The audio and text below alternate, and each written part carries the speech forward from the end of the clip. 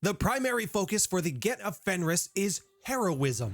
All members must act against their enemies and against the worm and its influence. Based in this creed, it's very understandable how someone would be confused as to a particular decision many Get of Fenris made and why it was so divisive to the tribe.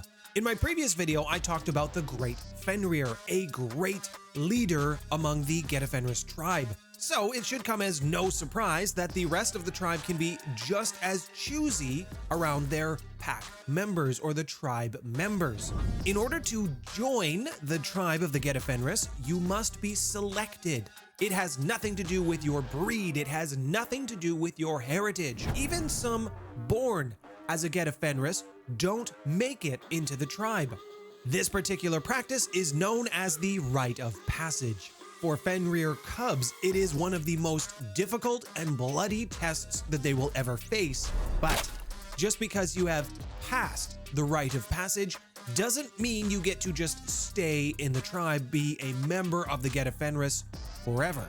One could argue that the Rite of Passage is ongoing. It never ends. As a Get of Fenris, you are constantly being tested. Is your strength up to par? Are your battle skills where they need to be? Will they keep you alive? If you fail in any of these, it means death or expulsion from the tribe. In Get of Fenris history, in the days gone by, the weak Fenrir cubs were just abandoned. However, in the modern day setting, the Get of Fenris do not just abandon their cubs anymore, but they leave them with other tribes, who they still view as lesser. Women within the Get of Fenrir tribe, they have also come a very long way. It used to be that much was expected of women within the tribe, but they had no say in the votes, in the governance of the tribe itself. And it's really been over the last 100 years that females have really become included into Get society. They can now be heroes. They can now be part of the Rite of Passage. They can be just as respected as their male counterparts in battle. Now, this has been a sore spot for the Get of Fenris for quite some time. If you were to ask a tribal elder about this shift when it comes to women, they would probably blame it on the human influence, and that it would, of course, not be a failing of the Get of Fenris. The tribe as a whole have a reputation for intolerance, for cruelty, and it's not unjustly earned. It's only been recently that the Get of Fenris have started incorporating compassion into their tribal culture, and it's not going very well. Now, I'd like to talk a little bit more about the religious views around the Get of Fenris and a particularly divisive event in a recent history that caused quite a stir. Allow me to introduce myself first. If you're new here, my name's Nathaniel. I talk world lore around role-playing games. If that's something you're interested in, I would love to have you join me at the table. If you are enjoying the video today, please let me know by hitting the thumbs up button, as that helps me out and it helps push this video to more viewers. Now, we know that the Get of Fenris have a history that is closely tied to that of the Vikings and to that of Norse mythology. They have a twisted version of it. One of the practices that the Get of Fenris have kept alive through all generations has been the recital of Skald. Skalds are stories that have power and inspire people to greatness. Skalds are not just stories, they are stories tied magically to a specific person. If you would like to bless someone, you will recite a skald of someone who has done the deeds that you are looking to impart. You can also use the skald to curse someone, because it's not just positive stories that live on in history.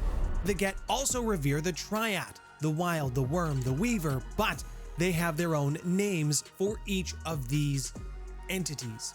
For a Get, Ida is the weaver, Mothir is the wild, and Jormungandr is the worm. I know, pronunciations, God, they're hard.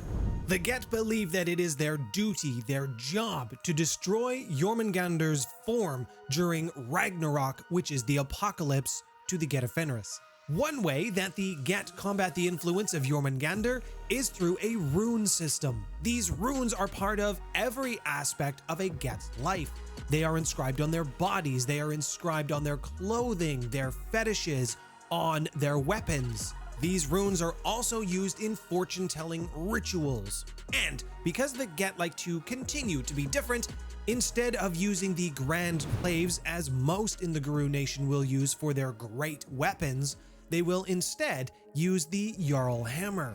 Now, there has been one event that has had significant and long-lasting implications to human history and to the Get of Fenris in particular. I am talking, of course, about the Great War. During this time, there was an uptick, a surge in Bane activity. Things got so bad that werewolves, they were fighting each other, and Get of Fenris were even fighting amongst themselves. A divide began happening among the tribe, specifically the Get of Fenris, and each side was blaming the other for being minions of the worm. What this led to within the 1930s and into the 1940s were some Get of Fenris joined the National Socialist Party of Germany. Now, there was a very clear divide, a very clear distinction between those who were in the Socialist Party and those who fought the Socialist Party, the Axis and the Allies. And in the aftermath of this, the Get kind of redeemed themselves by hunting down and killing every last member who joined the Socialist Party. The Get have also gone on to destroy the Thule Society, which happened a little bit more recently, as early as 2001. This happened in the Amazon. The Thule Society was born out of some experimentation during the Second World War, and they had persisted up until the early 2000s. That was, of course, until the Get found them. However, after this event, the whole tribe met at a location called Uppsala, and it was here that the Red Sun dawned, and the tribe proclaimed Ragnarok was here. The apocalypse was now, and the tribe would be ready to face it. As you can see, the tribe has a very rocky history, and whether you believe that they have redeemed themselves or not, this is the current state of the Get of Fenris in 4th edition or the 20th anniversary edition. If you'd like to know about the fate of the Get of Fenris for the 5th edition of Werewolf coming out, click on this video here. I would like to thank all of my patrons for your ongoing support for me and the channel. Shout out to the Fenrisian for joining at the Maple Wolf level. My name's Nathaniel. Thanks for stopping by, everyone.